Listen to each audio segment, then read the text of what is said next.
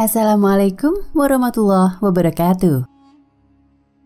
Hari kiamat digambarkan dengan hari yang sangat dahsyat sebagaimana diceritakan Al-Quran dan hadis. Lebih dari 9 surah dalam Al-Quran mengisahkan hebatnya kegoncangan hari kiamat. Ulama besar ahli fikih abad keempat Hijriah kelahiran Uzbekistan, Imam Abu Laits As-Samarqandi yang wafat tahun 373 Hijriah menerangkan keadaan hari kiamat yang mengerikan dalam kitabnya Tanbihul Ghafilin. Imam Abu Laits dalam sanadnya meriwayatkan dari Sayyidah Aisyah radhiyallahu anha berkata, "Aku bertanya kepada Rasulullah, apakah yang cinta itu ingat kekasihnya pada hari kiamat?" Rasulullah menjawab, "Ada 3 tempat atau masa, maka tidak ingat lagi kekasihnya, yaitu ketika amal ditimbang sehingga diketahui apakah ringan atau berat, ketika menerima lembaran catatan amal atau suhuf sehingga yang diterima dari kanan atau dari kiri, dan ketika ular besar keluar dari neraka lalu mengepung mereka dan berkata, 'Aku diserahi 3 macam, yaitu orang yang mempersekutukan Allah dengan lain Tuhan, orang yang kejam, penentang, zalim, dan orang yang tidak percaya pada hari kiamat, hisab.' Maka orang-orang tersebut diringkus lalu dilemparkan ke dalam neraka jahanam. Untuk diketahui, di atas neraka jahanam itu ada jembatan yang lebih halus dari rambut dan lebih tajam dari pedang. Sedang di kanan kirinya bantolan dan duri-duri. Orang-orang yang berjalan di atasnya ada yang bagaikan kilat, bagaikan angin kencang. Maka ada yang selamat dan ada yang luka terkena bantolan duri dan ada yang terjerumus ke dalam neraka. Na'udzubillahi min dzalik.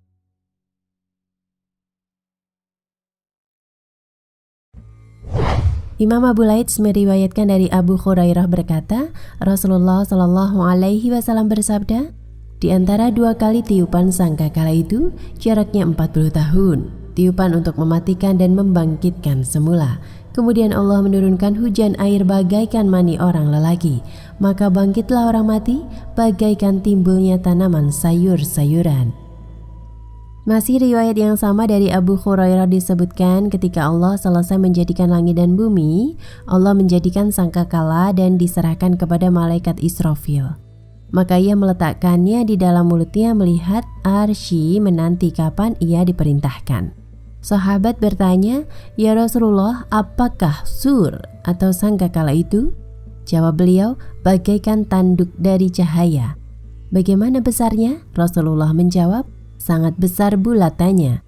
Demi Allah yang mengutuskanku sebagai nabi, besar bulatannya itu seluas langit dengan bumi dan akan ditiup hingga 3 kali, yaitu pertama nafhatul faza untuk menakutkan, nafhatus sa'aq untuk mematikan, dan nafhatul ba'ats untuk menghidupkan kembali atau membangkitkan."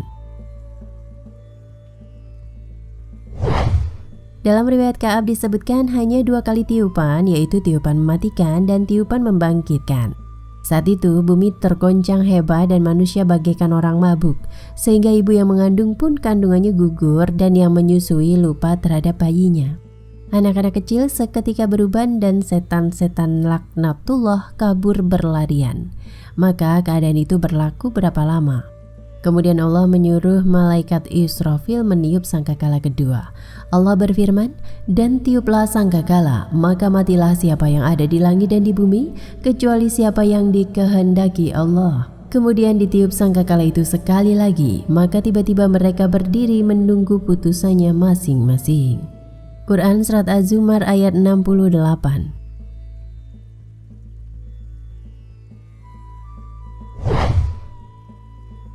Malaikat maut menjerit mencabut nyawanya. Mereka yang dikecualikan adalah roh orang-orang yang mati syahid, Jibril, Mikail, Israfil, Hamalatul Arsy, serta para malaikat maut. Sehingga ketika ditanya oleh Allah, "Siapakah yang masih tinggal dari makhlukku?" Padahal Allah lebih mengetahui, jawab malaikat maut, "Ya Rob, engkau yang maha hidup yang tidak mati. Tinggal malaikat Jibril, Mikail, Israfil, Hamalatul Arsy, dan aku." Maka Allah menyuruh malaikat maut mencabut nyawa mereka.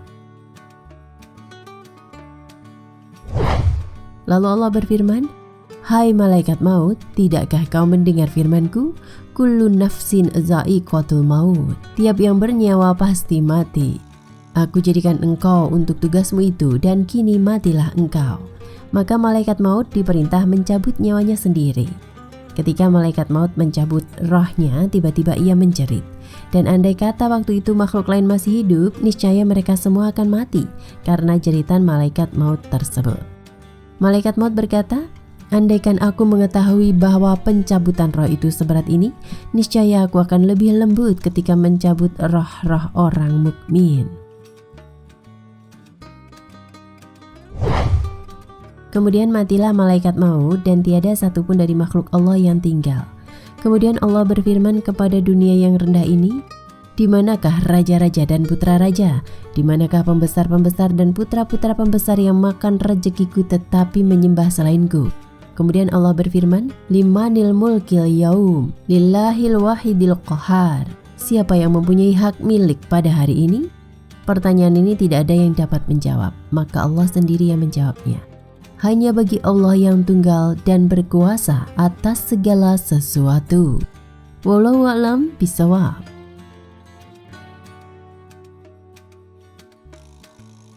Nah pemirsa Ensiklopedia Al-Fatih, sampai di sini perjumpaan kita kali ini. Semoga menginspirasi.